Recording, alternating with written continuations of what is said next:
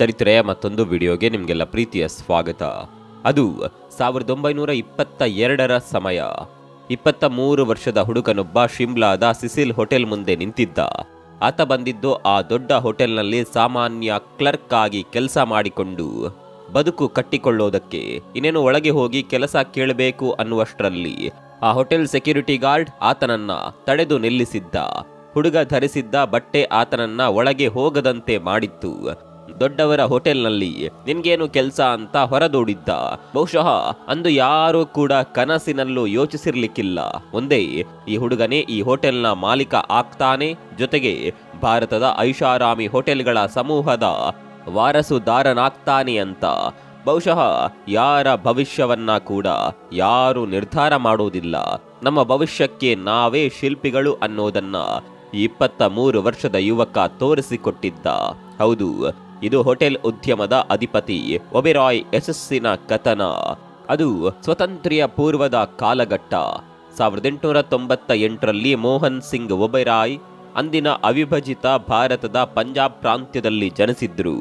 ಅವರ ದುರಾದೃಷ್ಟ ಅನ್ನುವ ಹಾಗೆ ಮೋಹನ್ ಸಿಂಗ್ 7 ತಿಂಗಳಿನ ಹಸುಗೂಸು ಆಗಿದ್ದಾಗಲೇ ಅವರ ತಂದೆ ತೀರಿಕೊಂಡರು.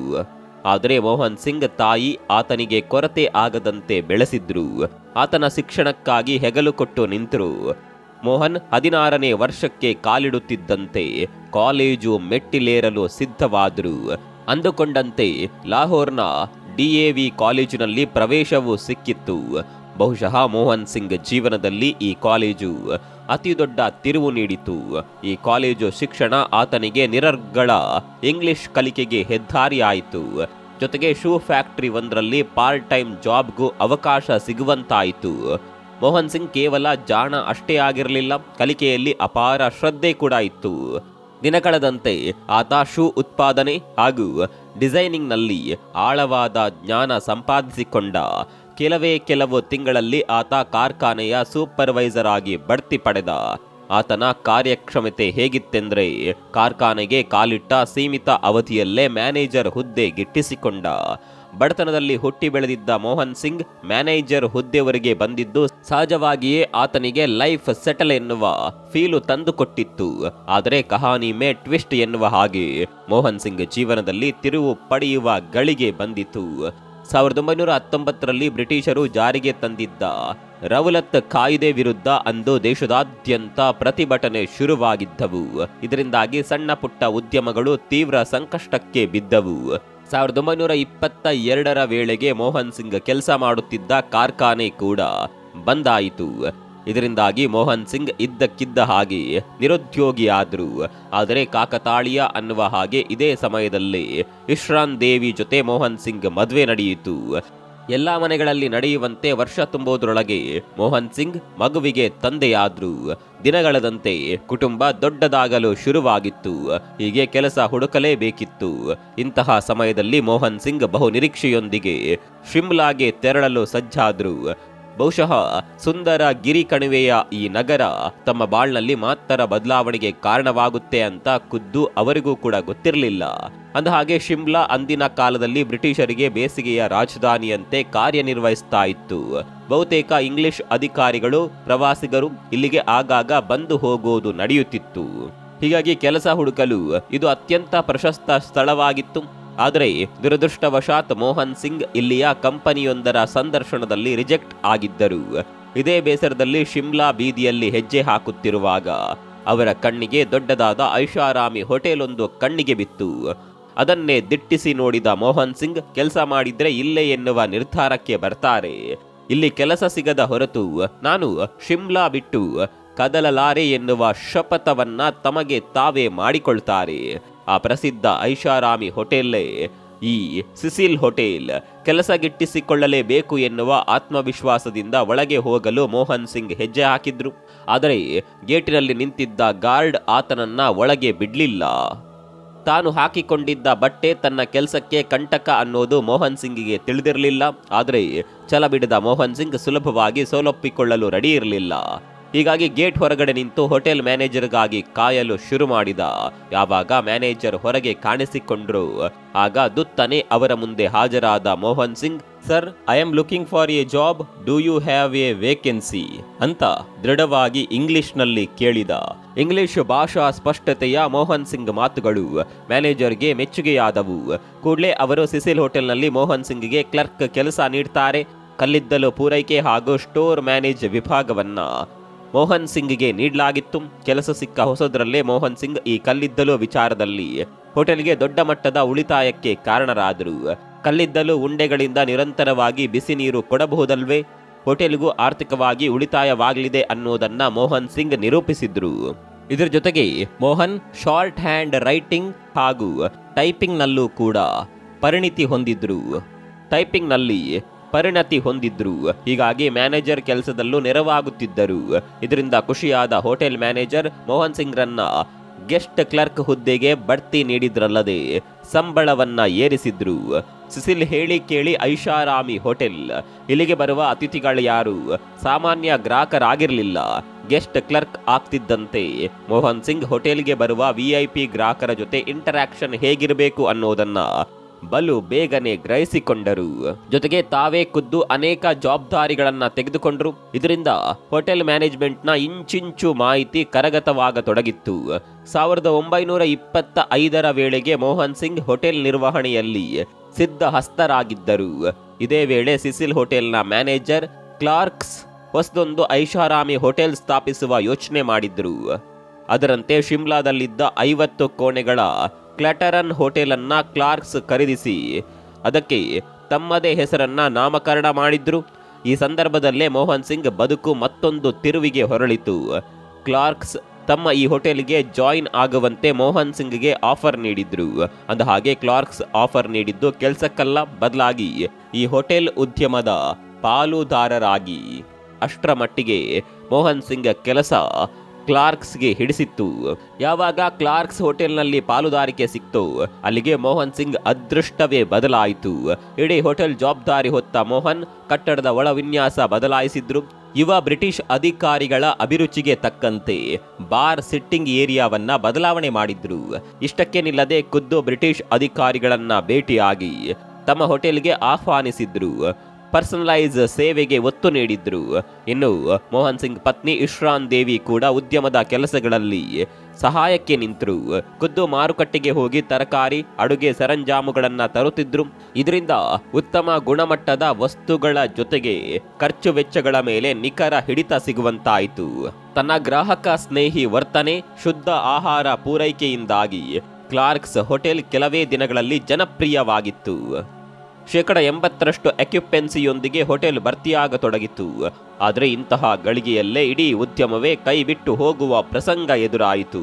ಹೋಟೆಲ್ನ ಮುಖ್ಯ ಪಾಲುದಾರರಾಗಿದ್ದ ಕ್ಲಾರ್ಕ್ಸ್ ಅವರ ಹೆಂಡತಿ ತೀವ್ರ ಅನಾರೋಗ್ಯಕ್ಕೀಡಾಗಿದ್ರು. ಹೀಗಾಗಿ ಕ್ಲಾರ್ಕ್ಸ್ ತುರ್ತಾಗಿ ಹೋಟೆಲನ್ನ ಮಾರಿ ಇಂಗ್ಲೆಂಡ್ಗೆ ಮರಳಲು ರೆಡಿಯಾದರು. ಕ್ಲಾರ್ಕ್ಸ್ ಮೋಹನ್ ಸಿಂಗ್ಗೆ ತಮ್ಮ ಹೋಟೆಲನ್ನ 20,000ಕ್ಕೆ ಬಿಟ್ಟುಕೊಡೋದಾಗಿ ಹೇಳಿದ್ರು. ಆದರೆ ಮೋಹನ್ ಬಳಿ ಹೋಟೆಲ್ ಖರೀದಿಸುವಷ್ಟು ಹಣವಿರಲಿಲ್ಲ. ಹಾಗಂತ ಅದನ್ನ ಬಿಟ್ಟುಕೊಡಲು ಸಹ ಮೋಹನ್ ತಯಾರಿರಲಿಲ್ಲ. ಹೀಗಾಗಿ ಮೋಹನ್ ಸಿಂಗ್ ತಮ್ಮೂರಿನ ವರ್ತಕನ ಬಳಿ ದುಬಾರಿ ಬಡ್ಡಿ ದರದಲ್ಲಿ ಸಾಲ ಪಡೆದರು. ಜೊತೆಗೆ ಹೆಂಡತಿಯ ಒಂದಷ್ಟು ಆಭರಣ ಮಾರಿ ಹಣ ಹೊಂದಿಸಿಕೊಂಡ್ರು. ಹೀಗೆ ಸಂಕಷ್ಟಗಳ ಮಧ್ಯೆಯೂ ಮೋಹನ್ ಸಿಂಗ್ ಒಬೆರಾಯ್ ತಮ್ಮ 34ನೇ ವಯಸ್ಸಿಗೆ ಹೋಟೆಲ್ ಕ್ಲಾರ್ಕ್ಸ್ನ ಮಾಲೀಕರಾದರು. ಮೋಹನ್ ಸಿಂಗ್ ಹೋಟೆಲ್ನ ಮಾಲೀಕರೇನು ಆದ್ರು, ಆದರೆ ಅವರ ಮೇಲೆ ದೊಡ್ಡ ಸಾಲದ ಹೊರೆ ಇತ್ತು. ಹೀಗಾಗಿ ಬಹಳ ಮುತುವರ್ಜಿ ಹಾಗೂ ರಿಸ್ಕ್ನಿಂದಲೇ ಕೆಲಸ ಆರಂಭಿಸಿದ್ರು. ಮೋಹನ್ ಸಿಂಗ್ ಹಾಗೂ ಇಶ್ರಾನ್ ದೇವಿ ಮಾಲಕತ್ವ ಪಡೆದ 2 ವರ್ಷಗಳಲ್ಲಿ ತೆಗೆದುಕೊಂಡಿದ್ದ ಸಂಪೂರ್ಣ ಸಾಲ ತೀರಿಸಿದ್ರು. ಜೊತೆಗೆ ಹೋಟೆಲನ್ನ ಲಾಭದ ಹಳಿಗೆ ತಂದ್ರು. ಬರುವ ಆದಾಯವನ್ನ ಉದ್ಯಮದಲ್ಲೇ ತೊಡಗಿಸಿದ್ದು ಅವರ ಸಾಲದ ಹೊರೆ ಬೇಗ ಇಳಿಯಲು ಸಹಕಾರಿಯಾಯಿತು. ಅಷ್ಟಕ್ಕೂ ಹೋಟೆಲ್ ಉದ್ಯಮದಲ್ಲಿ ಒಬೆರಾಯ್ ಯಶಸ್ವಿಯಾಗಲು ಅವರ ನಿರರ್ಗಳ ಇಂಗ್ಲಿಷ್ ಭಾಷೆ ದೊಡ್ಡ ಮಟ್ಟದಲ್ಲೇ ಕೆಲಸ ಮಾಡಿತ್ತು. ಮೋಹನ್ ಸಿಂಗ್ ಈ ಹೋಟೆಲ್ನೊಂದಿಗೆ ಉದ್ಯಮದಲ್ಲಿ ಗುರುತಿಸಿಕೊಂಡ್ರು. ಆದರೆ ಅವರು ಈ 50 ಕೋಣೆಗಳ ಕ್ಲಾರ್ಕ್ಸ್ ಹೋಟೆಲ್ಗೆ ಸೀಮಿತರಾಗಿರಲು ಇಷ್ಟವಿರಲಿಲ್ಲ. ತಮ್ಮ ಉದ್ಯಮವನ್ನ ವಿಸ್ತರಿಸುವ ಮಹತ್ವಾಕಾಂಕ್ಷೆ ಹೊಂದಿದ್ದರು. ಇದೇ ವೇಳೆ ಕೋಲ್ಕತ್ತಾದಲ್ಲಿ 500 ಕೊಠಡಿಗಳ ದೊಡ್ಡ ಹೋಟೆಲ್ ಒಂದು ಲೀಸ್ಗೆ ಲಭ್ಯವಿತ್ತು. ಅದೇ ದಿ ಗ್ರ್ಯಾಂಡ್ ಹೋಟೆಲ್. ಅಂದಿನ ದಿನಮಾನಗಳಲ್ಲಿ ಈ ಗ್ರ್ಯಾಂಡ್ ಹೋಟೆಲ್ ಇಡೀ ದೇಶದಲ್ಲೇ ಅತ್ಯಂತ ದೊಡ್ಡ ಹಾಗೂ ಪ್ರತಿಷ್ಠಿತ ಹೋಟೆಲ್ ಆಗಿತ್ತು. ನಿಮ್ಗೆ ಗೊತ್ತಿರಲಿ, ಅಂದಿನ ದಿನಗಳಲ್ಲಿ ಹೈಡ್ರೋಲಿಕ್ ಲಿಫ್ಟ್ ವ್ಯವಸ್ಥೆ ಹೊಂದಿದ್ದ ಏಕೈಕ ಹೋಟೆಲ್ ಇದಾಗಿತ್ತು. ರಾಜ ಮನೆತನಗಳ ವಂಶಸ್ಥರು, ಹಿರಿಯ ಬ್ರಿಟಿಷ್ ಅಧಿಕಾರಿಗಳು, ಹೊರದೇಶದಿಂದ ಬರುವ ಪ್ರವಾಸಿಗರು ಈ ಹೋಟೆಲ್ನಲ್ಲಿ ತಂಗುತ್ತಿದ್ದರು. ಆದರೆ ಒಂದು ಸಂದರ್ಭ ಹೋಟೆಲ್ಗೆ ಕಪ್ಪು ಚುಕ್ಕೆ ತಂದಿತು. ಹೋಟೆಲ್ನ ಕಳಪೆ ನೀರಿನ ಗುಣಮಟ್ಟದಿಂದಾಗಿ ಹಲವರಿಗೆ ಟೈಫಾಯ್ಡ್ ಜ್ವರ ಕಾಣಿಸಿಕೊಂಡು 6 ಜನ ಮೃತರಾಗಿದ್ರು. ಇದು ಹೋಟೆಲ್ನ ಪ್ರತಿಷ್ಠೆಯನ್ನ ಮಣ್ಣು ಮಾಡಿತ್ತು. 1937ರ ಹೊತ್ತಿಗೆ ಹೋಟೆಲ್ ಬಂದಾಗುವಂತಾಯಿತು. ಇದೇ ಸಮಯದಲ್ಲೇ ಹೋಟೆಲ್ನನ್ನ ಗುತ್ತಿಗೆ ಆಧಾರದಲ್ಲಿ ನೀಡಲು ಈ ಸಂಸ್ಥೆಯ ಮಾಲೀಕ ನಿರ್ಧರಿಸಿದ್ದ. ಈ ಅವಕಾಶವನ್ನ ಬಳಸಿಕೊಳ್ಳೋದಕ್ಕೆ ಒಬೆರಾಯ್ ಮುಂದಾದ್ರು. ತಿಂಗಳಿಗೆ 8,000 ರೂಪಾಯಿ ಬಾಡಿಗೆಯಂತೆ 500 ಕೋಣೆಗಳ ಗ್ರ್ಯಾಂಡ್ ಹೋಟೆಲ್ ಗುತ್ತಿಗೆ ಪಡೆದ್ರು. ಸಂಸ್ಥೆಯನ್ನೇನೋ ಲೀಸ್ಗೆ ಪಡೆದ್ರು. ಆದರೆ ಹಣ ಹೊಂದಿಸುವುದು ಕಷ್ಟವಿತ್ತು. ಇದಕ್ಕಾಗಿ ಮತ್ತೆ ಸಾಲದ ಮೊರೆ ಹೋದ್ರು. ಅಂತೂ ಹೋಟೆಲ್ ಮತ್ತೆ ಶುರುವಾಯಿತಾದ್ರು. ಇಡೀ ಕಟ್ಟಡ ಬಣ್ಣ ಮಾಸಿ ಅಂದಗೆಟ್ಟಿತ್ತು. ಧೂಳು ಅವ್ಯವಸ್ಥೆ ಎದ್ದು ಕಾಣುತ್ತಿತ್ತು. ಕೂಡಲೇ ಕಾರ್ಯಪ್ರವೃತ್ತರಾದ ಮೋಹನ್ ಸಿಂಗ್ ಇಡೀ ಕಟ್ಟಡದ ಒಳವಿನ್ಯಾಸ ಬದಲಿಸಿ ನಳಿಸುವಂತೆ ಮಾಡಿದ್ರು. ಹೋಟೆಲ್ನ ಹಳೆಯ ಸಿಬ್ಬಂದಿಯನ್ನ ವಾಪಸ್ ಕರೆಸಿಕೊಂಡ್ರು. ತಾವೇ ಖುದ್ದು ನಿಂತು ಸಿಬ್ಬಂದಿ ಶುಚಿತ್ವ ಪರೀಕ್ಷೆ ನಡೆಸ್ತಿದ್ರು.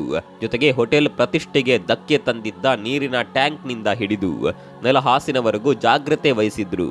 ಇದರ ಎಫೆಕ್ಟ್ ಅನ್ನೋ ಹಾಗೆ 2 ವರ್ಷಗಳಲ್ಲಿ ಹೋಟೆಲ್ ತನ್ನ ಗತ ವೈಭವಕ್ಕೆ ಮರಳಿತು. ಇನ್ನೇನು ಬಿಸ್ನೆಸ್ ಚೆನ್ನಾಗಿ ನಡೀತಾ ಇದೆ ಎನ್ನುವಾಗಲೇ ಮತ್ತೊಂದು ಸಮಸ್ಯೆ ಎದುರಾಯಿತು. 2ನೇ ವಿಶ್ವಯುದ್ಧ ಶುರುವಾಗಿತ್ತು. ಎಲ್ಲರಿಗೂ ತಿಳಿದಿರುವ ಹಾಗೆ ಕೋಲ್ಕತ್ತಾ ಬ್ರಿಟಿಷರ ಕೇಂದ್ರವಷ್ಟೇ ಅಲ್ಲ, ದೊಡ್ಡ ಸೇನಾ ನೆಲೆ ಕೂಡ ಆಗಿತ್ತು. ಹೀಗಾಗಿ ಅಪಾರ ಸೈನಿಕರ ಆಗಮನದಿಂದಾಗಿ ಯೋಧರ ವಾಸ್ತವ್ಯಕ್ಕೆ ಸಮಸ್ಯೆಯಾಗಿತ್ತು. ಹೀಗಾಗಿ ಕಂಪನಿ ಸರ್ಕಾರ ದಿ ಗ್ರ್ಯಾಂಡ್ ಹೋಟೆಲ್ ಅನ್ನ ವಾಸ್ತವ್ಯಕ್ಕೆ ಪಡೆಯಿತು. ಇದು ಒಬೆರಾಯ್ರನ್ನ ಸಮಸ್ಯೆಗೆ ದೂಡಿತು. ಸಾಲ ಮಾಡಿ ಲೀಸ್ಗೆ ಪಡೆದಿದ್ದ ಹೋಟೆಲ್ ಕೈ ತಪ್ಪೋದರ ಜೊತೆಗೆ ಸಾಲದ ಹೊರೆಯು ಮೈ ಮೇಲೆ ಬೀಳುವಂತಿತ್ತು. ಈ ಸಮಯದಲ್ಲಿ ಕೊಂಚ ಜಾಣ ನಡೆ ಅನುಸರಿಸಿದ ಮೋಹನ್ ಸಿಂಗ್ ಬ್ರಿಟಿಷ್ ಅಧಿಕಾರಿಗಳ ಮುಂದೆ ಡೀಲ್ ಒಂದನ್ನ ಮುಂದಿಟ್ಟರು. ಅಂದಿನ ದಿನಗಳಲ್ಲಿ ಓರ್ವ ಯೋಧನಿಗೆ ಕಂಪನಿ ಸರ್ಕಾರ ನಿತ್ಯ 12 ರೂಪಾಯಿ ಖರ್ಚು ಮಾಡ್ತಾ ಇತ್ತು. ಆದರೆ ಒಬೆರಾಯ್ ಪ್ರತಿ ಯೋಧರಿಗೆ 10 ರೂಪಾಯಿಯಂತೆ ಖರ್ಚು ಮಾಡೋದಾಗಿ ಹೇಳಿದ್ರು. ಇದರಿಂದ ಕಂಪನಿ ಸರ್ಕಾರಕ್ಕೆ 2,000 ರೂಪಾಯಿಗಳ ಉಳಿತಾಯವಾಗುತ್ತಿತ್ತು. ಹೀಗಾಗಿ ಈ ಒಡಂಬಡಿಕೆಗೆ ಬ್ರಿಟಿಷ್ ಅಧಿಕಾರಿಗಳು ಒಪ್ಪಿಕೊಂಡರು. ಒಬೆರಾಯ್ಗೆ ಬಂದಿದ್ದ ಯಮಗಂಡಾಂತರ ಈ ನಡೆಯಿಂದ ಸ್ವಲ್ಪದ್ರಲ್ಲೇ ತಪ್ಪಿತು. ಡೀಲ್ಗೇನು ಒಪ್ಪಿಕೊಂಡಾಯಿತು. ಆದರೆ ಐಷಾರಾಮಿ ಹೋಟೆಲ್ ಅನ್ನ ಇಷ್ಟು ಕಡಿಮೆ ಹಣಕ್ಕೆ ನೀಡೋದು ವ್ಯವಹಾರಿಕವಾಗಿ ಕಷ್ಟವಿತ್ತು. ಹೀಗಾಗಿ ಇಲ್ಲಿಯೂ ಟ್ರಿಕ್ಸ್ ಬಳಸಿದ ಒಬೆರಾಯ್ ಇಡೀ ಕಟ್ಟಡದಲ್ಲಿ ಹಾಕಿದ್ದ ಐಷಾರಾಮಿ ಆಸನ ಬೆಡ್ಗಳನ್ನ ತೆಗೆದು ಕಾಮನ್ ಬೆಡ್ ಸಿಸ್ಟಮ್ಗೆ ಬದಲಾಯಿಸಿದ್ರು. ಎಲ್ಲೆಲ್ಲ ವಿಶಾಲ ಜಾಗವಿತ್ತು ಅಲ್ಲೆಲ್ಲ ಯೋಧರು ಮಲಗಲು ಡಾರ್ಮೆಂಟ್ರಿ ವ್ಯವಸ್ಥೆಯನ್ನ ಕಲ್ಪಿಸಿದ್ರು. ಪ್ರೀಮಿಯಂ ಸರ್ವಿಸ್ ತೆಗೆದು ಕಾಮನ್ ಬೇಸಿಕ್ ಸರ್ವಿಸ್ ಬದಲಾವಣೆ ಮಾಡಿದ್ರು. ಇದರಿಂದ 1,400 ಜನರು ತಂಗುವ ಸಾಮರ್ಥ್ಯದ ಹೋಟೆಲ್ನಲ್ಲಿ 4,000 ಯೋಧರು ಏಕಕಾಲಕ್ಕೆ ತಂಗುವಂತಾಯಿತು. ಇದು ಒಬೆರಾಯ್ರ ಉದ್ಯಮದ ದಿಕ್ಕನ್ನೇ ಬದಲಿಸಿತು. ಈ ಡೀಲ್ನಿಂದಾಗಿ ಗ್ರ್ಯಾಂಡ್ ಹೋಟೆಲ್ಗೆ ನಿತ್ಯ 40,000 ರೂಪಾಯಿ ಸಿಗತೊಡಗಿತು. 1945ರ ಹೊತ್ತಿಗೆ ಮೋಹನ್ ಸಿಂಗ್ ಒಬೆರಾಯ್ ಇದರಿಂದ ಕೋಟಿ ಗಳಿಕೆ ಮಾಡಿದ್ರು. ಈ ಸಾಧನೆಯೊಂದಿಗೆ ಒಬೆರಾಯ್ ಮತ್ತಷ್ಟು ಮಹತ್ವಾಕಾಂಕ್ಷಿಯಾದರು. ಅವರ ಗುರಿ ಭಾರತದೆಲ್ಲೆಡೆ ಹೋಟೆಲ್ ಉದ್ಯಮ ಸ್ಥಾಪಿಸೋದಾಗಿತ್ತು. ಇದರ ಭಾಗ ಎನ್ನುವಂತೆ ಒಬೆರಾಯ್ ಅಸೋಸಿಯೇಟ್ ಹೋಟೆಲ್ಸ್ ಆಫ್ ಇಂಡಿಯಾವನ್ನ ಸ್ವಾಧೀನಪಡಿಸಿಕೊಳ್ಳಲು ಮುಂದಾದರು. ಅಂದಹಾಗೆ ಈ ಅಸೋಸಿಯೇಟ್ ಒಡೆತನದಲ್ಲಿ 8 ದೊಡ್ಡ ಹೋಟೆಲ್ಗಳಿದ್ದವು. ಅವುಗಳಲ್ಲಿ ಶಿಮ್ಲಾದ ಸೆಸಿಲ್ ಹೋಟೆಲ್ ಸಹ ಸೇರಿತ್ತು. ಆದರೆ ಈ ಹೋಟೆಲ್ಗಳಲ್ಲಿ ಬಹುತೇಕವು ನಷ್ಟದಲ್ಲಿದ್ದವು. ಆಡಳಿತ ಮಂಡಳಿ ಸಹ ಬರ್ಖಾಸ್ತುಗೊಂಡಿತ್ತು. ಹೀಗಾಗಿ ಒಬೆರಾಯ್ ಹಂತವಾಗಿ ಇದರಲ್ಲಿ ಪಾಲು ಪಡೆದು 8 ಹೋಟೆಲ್ಗಳ ಮಾಲೀಕರಾದರು. ಯಾವ ಹೋಟೆಲ್ನಲ್ಲಿ ಎಂಟ್ರಿ ಸಿಕ್ಕಿರಲಿಲ್ವೋ ಅದೇ ಹೋಟೆಲ್ಗೀಗ ಒಬೆರಾಯ್ ಓನರ್ ಆದರು. ಹೀಗೆ ಸಾಧನೆಯ ಉತ್ತುಂಗದಲ್ಲಿದ್ದ ಮೋಹನ್ ಸಿಂಗ್ ತಮ್ಮ 10 ಹೋಟೆಲ್ಗಳನ್ನ ಅಂತಾರಾಷ್ಟ್ರೀಯ ದರ್ಜೆಗೆ ಏರಿಸುವ ಉತ್ಸಾಹದಲ್ಲಿದ್ದರು. ಹೀಗಾಗಿ 1952ರಲ್ಲಿ ವಿದೇಶ ಪ್ರವಾಸಕ್ಕೆ ಮುಂದಾದರು. ಈ ವೇಳೆ ಪ್ರಪಂಚದ ಬೆಸ್ಟ್ ಲಕ್ಸುರಿ ಹೋಟೆಲ್ಗಳಿಗೆ ಭೇಟಿ ನೀಡಿ ಲಂಡನ್ನ ಡಾರ್ಚೆಸ್ಟರ್, ಪ್ಯಾರಿಸ್ ಜಾರ್ಜ್ ಫಿಫ್ತ್ ಸೇರಿದಂತೆ ಖ್ಯಾತನಾಮ ಹೋಟೆಲ್ಗಳಲ್ಲಿ ತಂಗಿ ವಿಷಯ ತಿಳಿದುಕೊಂಡರು. 3 ತಿಂಗಳಲ್ಲಿ ಬರೋಬ್ಬರಿ 25 ಪ್ರತಿಷ್ಠಿತ ಹೋಟೆಲ್ಗಳಿಗೆ ವಿಸಿಟ್ ಮಾಡಿ ನೋಟ್ಸ್ ರೆಡಿ ಮಾಡಿಕೊಂಡಿದ್ರು. ಭಾರತಕ್ಕೆ ಬರುತ್ತಲೇ ಅವರು ತಮ್ಮ ಹೋಟೆಲ್ಗಳ ಮರುವಿನ್ಯಾಸ ಮಾಡಿದ್ರು. ಕಿಚನ್ನಿಂದ ಹಿಡಿದು ಮೆನುವರೆಗೂ ಬದಲಾವಣೆ ತಂದರು.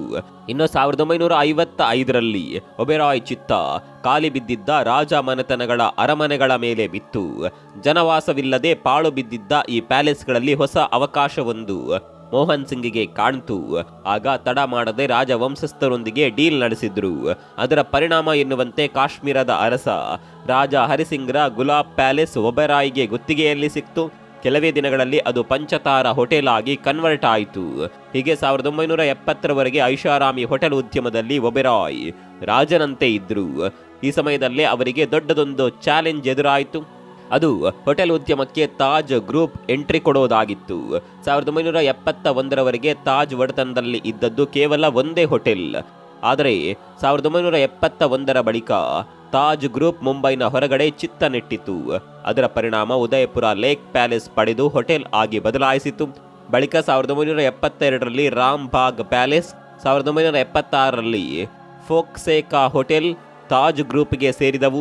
1980ರ ಹೊತ್ತಿಗೆ ತಾಜ್ ಗ್ರೂಪ್ ದೇಶದ ಪ್ರಮುಖ ನಗರಗಳಲ್ಲಿ ತನ್ನ ಹೋಟೆಲ್ಗಳನ್ನು ತೆರೆಯಿತು.